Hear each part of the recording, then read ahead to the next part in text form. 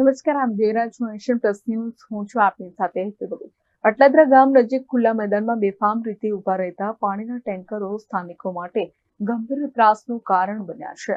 આ વિસ્તારમાં લાંબા સમયથી ટેન્કરો અડધા રોડ પર કે ખુલ્લી જગ્યામાં પાર્ક કરવામાં આવતા હોવાને કારણે અવરજવર જોખમી બન્યું છે. થોડા સમય પહેલા આવા જ એક ટેન્કરના કારણે થયેલા અકસ્માતમાં એક અબોલ પશુનું દુઃખદ રીતે જીવ ગયો હતો, જેને લઈને સ્થાનિકોમાં ભારે રોષ અને ચિંતા વ્યાપી ગઈ છે. સ્થાનિકો જણાવી રહ્યા છે કે ટેન્કરોના કારણે ટ્રાફિક વ્યવસ્થા ખોરવાઈ રહી છે.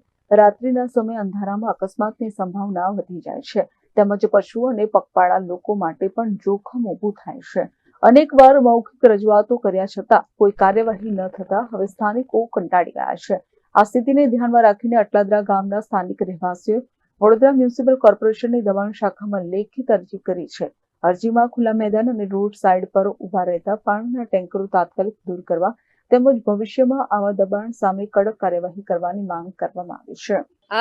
રોજ જાય આગળ ટેન્કરો આવીને મૂકી દે છે. બધા રમે છે. કઈ નહીં, કાલે 2 દિવસ ઉપર એક કૂતરું મરી ગયું. છોકરાએ રમે, જાય એમ આવે એમ આવી જાય છે, જેમ આવે એમ જાય. બધું એ કરી નાખે.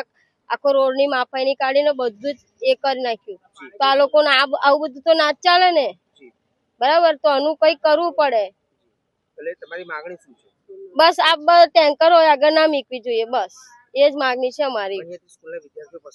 હા, બહુ જ બધા જ થાય છે. 2 ફરિયાના જાય છે રોજ. રસ્તો છે તો પછી જાય ને.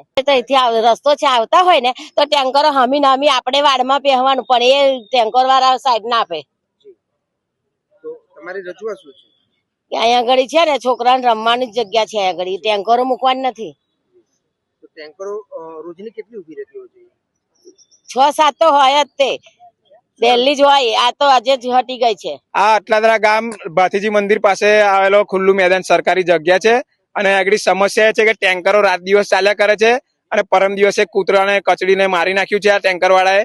અને ભાઈ નાના બાળકો ગામના રમતા હોય છે, અહીંથી સ્કૂલે જતા હોય છે, એટલે ટેન્કરો નડતરરૂપ છે અમને આગળ. અને નાના મોટા પ્રસંગો થતા હોય છે, તે ફરસખાના બાંધેલા હોય તો ફરસખાનાને બી નુકસાન થતું હોય છે, એમના બંબુને પણ તૂટી જતા હોય છે. અને બીજું કે હમણાં પ્રાણી મરી ગયું છે, કૂતરું મરી ગયું, જનાવર.